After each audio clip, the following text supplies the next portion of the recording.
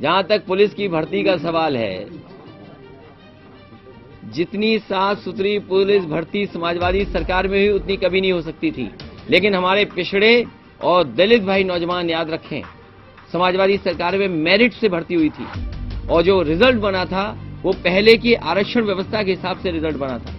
लेकिन जैसे ही भारतीय जनता पार्टी की सरकार आई, इन्होंने आरक्षण व्यवस्था को बदल दिया, जिसके कारण जो पिछड़े वर्ग के और दलित नौजवान जनरल में नौकरी पा गए थे, इनकी व्यवस्था बदलने से उन नौजवानों की नौकरी छीन ली गई। अगर ये दावा करते हैं कि 1 लाख इतने नौजवानों को दिया गया, तो याद रखिए पिछड़े और दलित भाइयों, जो आरक्षण आपको मिलता था उस आरक्षण की वजह से हजारों हजार और लाखों लाख नौजवानों को नौकरी से बाहर कर दिया। मुख्यमंत्री का सवाल ये है कि 90 किलोमीटर उन्होंने मेट्रो चलाई है। देखिए, जो सदन में बोला जा रहा है मुख्यमंत्री जी के माध्यम से, वो झूठ बोला जा रहा है। लखनऊ की मेट्रो वहीं तक जाती है और वापस आ जाती है। कानपुर की मेट्रो भी समाजवादी सरकार में शुरू हुआ था। आपकी आगरा की भी समाजवादी सरकार का ही डीपीआर और सब कुछ तैयारी कर दी थी। तो ये सरकार काम रोकने वाली सरकार है। इनसे पूछिए कि आपने कौन सा बड़ा फैसला काम कर करके दिखाया है। ये समाजवादियों के ही एक्सप्रेसवे बने, जिसकी वजह से आज उत्तर प्रदेश में दिखाई दे रहे हैं। और दावा ये करते हैं कि नेशनलिस्ट हैं, राष्ट्रवादी हैं। अरे हम खुद सैनिक स्कूल से पढ़े, मिलिट्री स्कूल से पढ़े, हम राष्ट्रवादी नहीं हैं।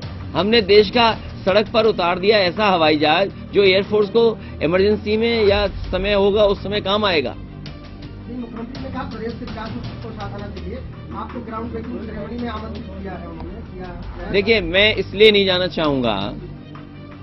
हमारा जो इंडस्ट्रियल पॉलिसी थी, ये बताएं कि पहले की इंडस्ट्रियल पॉलिसी से इन्वेस्टमेंट ज्यादा आया है कि इनकी इंडस्ट्रियल पॉलिसी से इन्वेस्टमेंट ज्यादा आया। उदाहरण के लिए इन्होंने कहा कि बुंदेलखंड में सोलर एनर्जी का एक बड़े पैमाने पे काम शुरू होगा। अगर सोलर एनर्जी पे काम होना शुरू हो रहा है तो सरकार की योजना क्या है और बजट के लिए पैसा क्या है? बजट में पैसा नहीं दिया, आप कैसे उम्मीद करोगे कि इन्वेस्टमेंट आ जाएगा?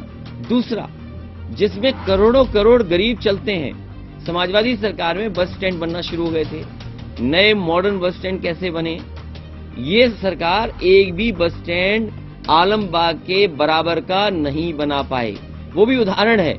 और सोचिए तो आप इस बात को कि मुख्यमंत्री जी को जो कार्यक्रम करने पड़ते हैं बीजेपी को, आपके ही स्टेडियम पे करना पड़ रहा है। जो लोग कह रहे हैं नाम से शिकायत है, हमारे मुख्यमंत्री जी को यही नहीं पता है कि समाजवादी पेंशन समाजवादी पार्टी की नहीं थी, वो समाजवादी पेंशन महिलाओं के लिए थी।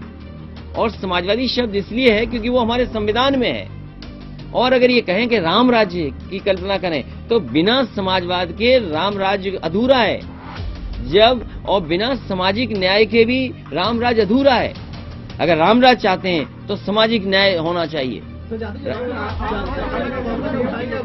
सरकारी नौकरियों में आरक्षण को लेकर आपने सवाल उठाया, ये उन्होंने लोहिया को पढ़ा नहीं है। मैं ये कह सकता हूं कि उन्होंने लोहिया को नहीं पढ़ा। और मैं बहुत जल्दी सदन में, खासकर ये लोहिया का नाम बहुत लेते हैं, डॉक्टर राम मनोहर लोहिया का, मुझे याद है एक भारतीय जनता पार्टी का नेता हमें किसी का निमंत्रण का कार्यक्रम में बुलाने के लिए आए थे।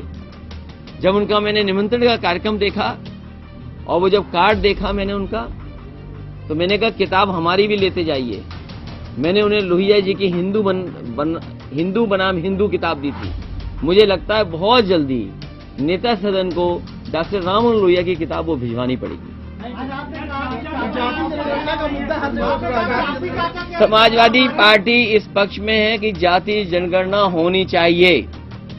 और मैंने कहा, अपनी स्पीच में भी कहा कि जब सरकार कह रही है कि हम डेटा सेंटर बनाएंगे, डेटा सेंटर के लिए इन्वेस्टमेंट कर रहे हैं, तो सरकार आगे क्यों नहीं आती है कि जाति जनगणना भी करे? आज आपने सदन में कहा कि चाचा हमारे हैं, चाचा नेता सदन में क्या है? नहीं, ये तो बात समझ में नहीं आ रही है कि नेता सदन के चाचा कैसे हो गए वो।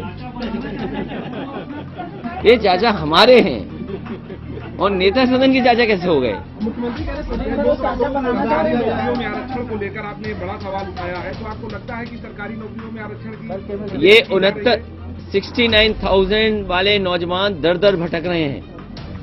ये सरकार जानती है, आयोग की भी रिपोर्ट है, लेकिन उसके बावजूद भी उनके साथ भेदभाव हो रहा है।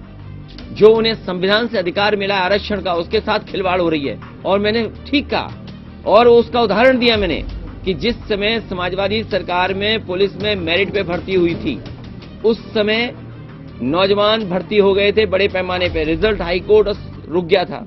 जब रिजल्ट डिक्लेयर किया गया तो आरक्षण की व्यवस्था बदल दी। जो बच्चे जनरल में चले गए थे, पिछड़े और दलित, उनको निकाल दिया गया था। तो इसलिए मैं कह रहा हूं कि अगर ये दावा कर रहे हैं कि इतनी नौकरी मिल रही है, तो सबसे ज्यादा धोखा अगर किसी के साथ हो रहा है तो पिछड़े और दलितों भाइयों के साथ हो रहा है धोखा।